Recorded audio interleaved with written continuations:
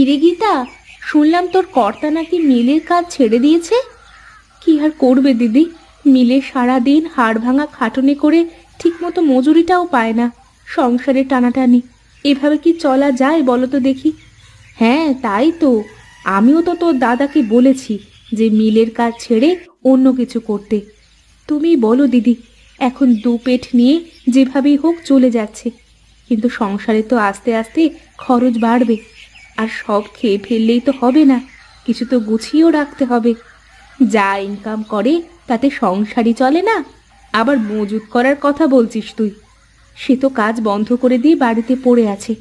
এভাবে বসে থাকলে তো দুদিন পর রাস্তায় নামতে হবে খাবার জোটাতে। অত চিন্তা করিস নে তো, একটা না একটা ব্যবস্থা ঠিক হয়েই যাবে। তাহলে চলি দিদি, উনি আবার খাওয়ার জন্য বসে আছে।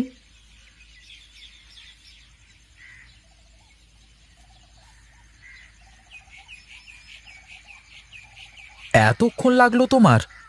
এত সময় তো আমি কখন খেয়ে দিয়ে কাজে চলে যেতে পারি। তা মানা করেছে কে তোমাকে?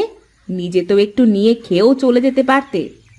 তাই ভেবেছিলাম, কিন্তু দেখলাম সব থালাবাটি তো তুমি নিয়ে গেছো। এসো, নিচে নেমে এসো, খেয়ে নাও দেখি।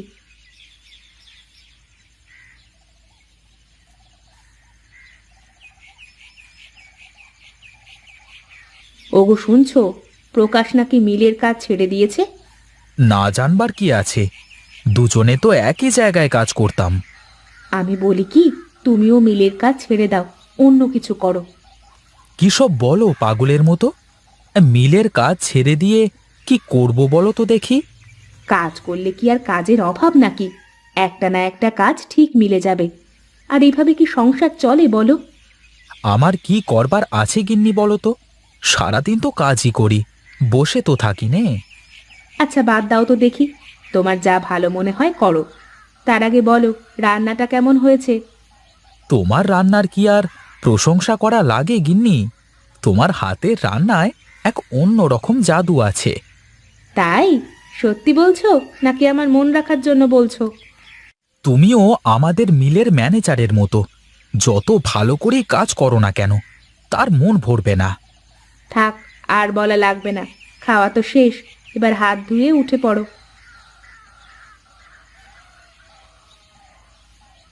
ওগো, এভাবে বাড়িতে বসে থাকলে কি চলবে? তো কি করব আমি? কোথায় যাব? কে কাজ দেবে আমাকে শুনি? তাই বলে বাড়িতে বসে থাকলে তো আর কেউ কাজ দিয়ে যাবে না। বাইরে যাও, সবার সাথে কথাবার্তা বলো, দেখো একটা না একটা কাজের ব্যবস্থা হয়ে যাবে। আমার বাড়িতে বসে থাকা বোধ হয় তোমার সহ্য হচ্ছে না। এটা কেমন কথা বললে তুমি? এই সংসার কি আমার একার? আমি নিজে ভালো থাকার জন্য কি তোমাকে এসব বলছি? ধর ঘোড়ার ডিম, এসব পেঁচাল শুনতে আর ভালো লাগছে না, আমি গেলাম। ওগো শোনো, রাগ করে না, আমার কথাটা তো শোনো। এই হলো ব্যাটা মানুষের দোষ, কিছুই বলা যাবে না। ধুর, আর ভালো লাগে না।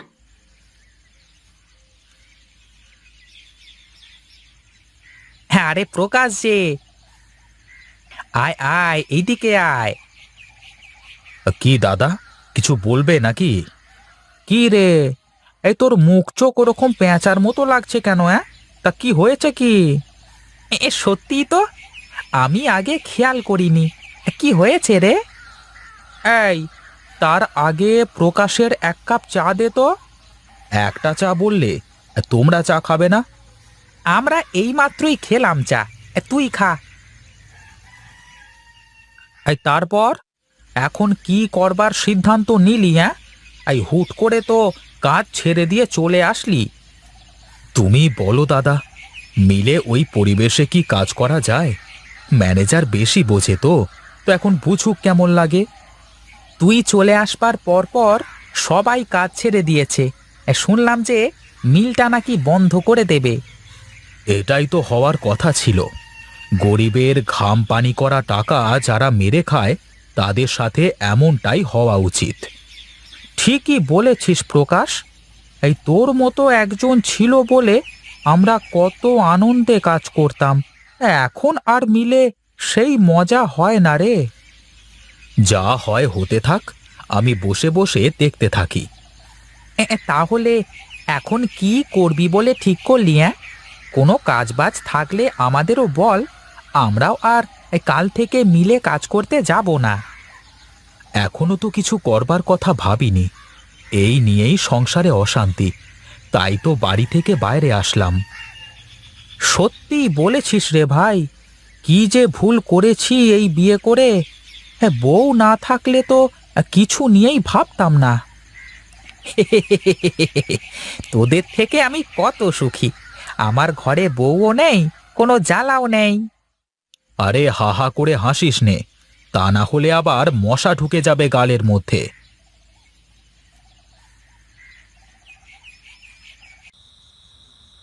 ওগো, কিছু কি ভাবলে তুমি?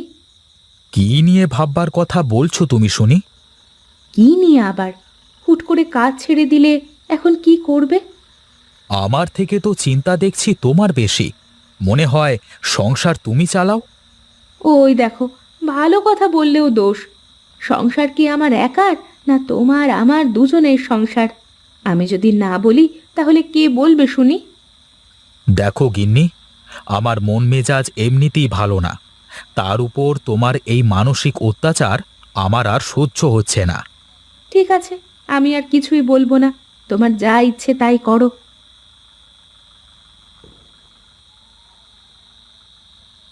বুঝলে গিন্নি, মনে হয় দুদিনের মধ্যেই মিলের সব কাজ বন্ধ হয়ে যাবে। ভাবছি কি করে সংসার চালাবো। হঠাৎ করে মিল বন্ধ করে দেওয়ার কারণ কি?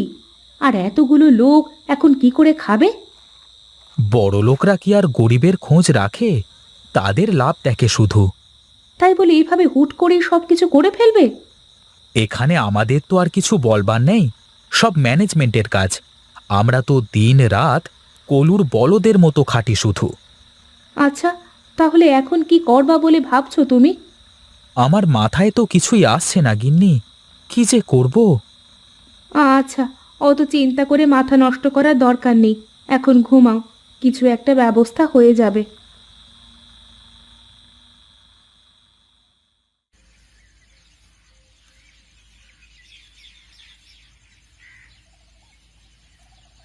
কি গো, তুমি এখানে বসে কি করো?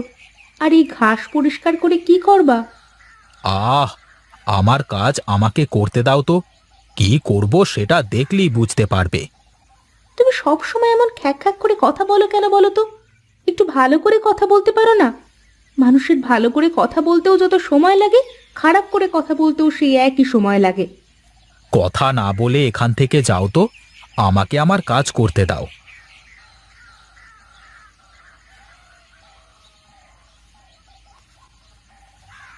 বেটি মানুষের এই এক দোষ, বোঝে কম চেল্লায় বেশি, আর একটুতে একটু হলেই একদম লেবুর রস পড়তেই থাকে। চত্ব সব।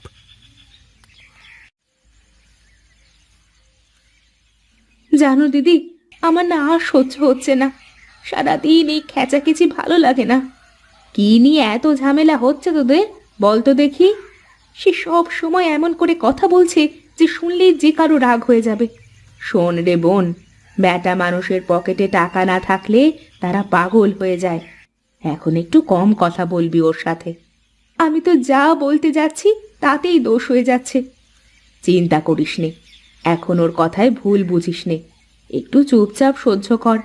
আমাকে দেখ, আমি তো তোর দাদার সাথে এই সব কাজ কাম নিয়ে কোনো কথাই বলিনি। কিন্তু দিদি, সংসারের চিন্তা তো এমনিতেই চলে আসে। সংসার কি তুই চালাস না প্রকাশ চালায়, তাই বল তো আগে। সেই চালায়, আমি আবার কেমন করে চালাবো? তাহলে তাকেই ভাবতে দে। তুই শুধু পাশে থেকে প্রকাশের হাতটা শক্ত করে ধরে রাখ, দেখবি সব ঠিক হয়ে যাবে। এখন আমি উঠি।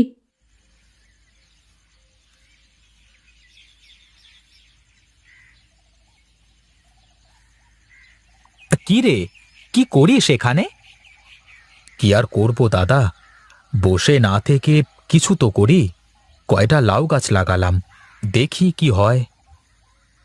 আমাকেও কয়েকটা বীজ দিতে পারতিস, আমিও এই পাশে লাগিয়ে রাখতাম। আরে নিষেধ করেছে কে তোকে? এই নে, আমার তো লাগানো শেষ, এই বীজগুলো নিয়ে লাগা তোর ওপাশে।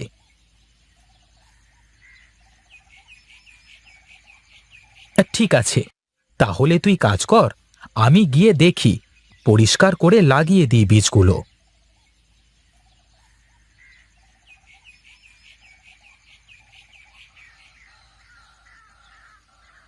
কি চাও বুড়িমা?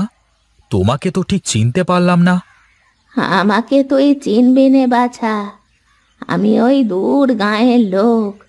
এ পথ দিয়ে যাচ্ছিলাম, কিন্তু আমার যে খুব খিদে পেয়েছে, তাই ভাবলাম তোমরা যদি কিছু খেতে দাও। কই গো গিন্নি, কোথায় তুমি? একবার একটু বাইরে আসো তো। হ্যাঁ বলো, কি বলবে? বুড়িমাকে কয়টা খেতে দাও দেখি। ঘরে তো তেমন খাবার নেই, তোমার জন্য যা রেখে দিয়েছি সেই খাবার আছে। আমার খাবারটাই দিয়ে দাও বুড়িমাকে, আমি একটু পুকুর পাড় থেকে ঘুরে আসি।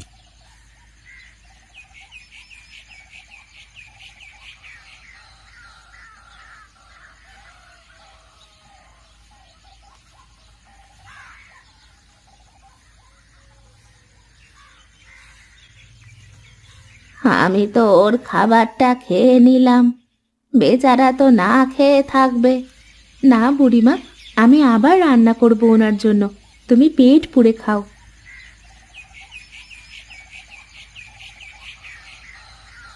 বাছা, তুই এখানে, আর আমি তোকে খুঁজছি। কেন বুড়িমা, আমাকে দিয়ে আবার কি করবে তুমি? বলছি যে তোর গাছের লাউটা তো বেশ সুন্দর হয়েছে, আমাকে দিবি বাবা? আমি বাড়িতে নিয়ে গিয়ে রান্না করে খেতাম। ঠিকই বলেছ বুড়িমা, এত কষ্ট করে লাউ গাছ লাগালাম, মাত্র একটা লাউ ধরলো। এই নাও, তুমি নিয়ে যাও এটা।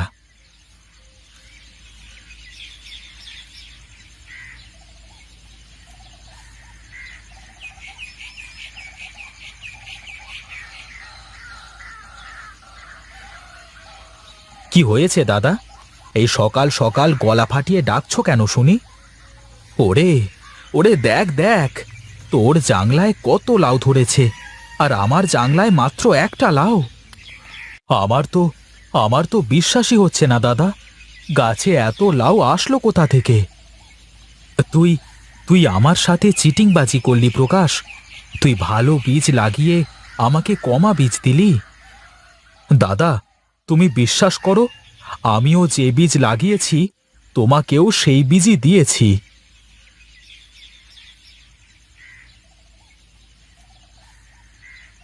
বিশ্বাস করো বৌদি, কাল তো আমার কাছেও লাউ ছিল না, আজ এত লাউ কি করে হলো আমার তো বিশ্বাসই হচ্ছে না। তাই তো, এক রাতের মধ্যে মনে হয় সব জাদু হয়ে গেছে রে, তা না হলে কি হয়? ওগো, একটু এদিকে আসবা? কি বলবে এখানেই বলো, আমি শুনছি। আমার মনে হয় কাল ওই বুড়িমার জন্য এসব হয়েছে। সত্যি বলেছ গিন্নি, আমারও এখন তাই মনে হচ্ছে। যা হয়েছে ভালোই হয়েছে, এ কথা আর কারো কাছে বলো না কিন্তু, তাহলে আমাদের ক্ষতি হয়ে যেতে পারে। হ্যাঁ গিন্নি, তাই হবে। চলো তাহলে এখন লাউগুলো কেটে বাজারে বিক্রি করবার ব্যবস্থা করি।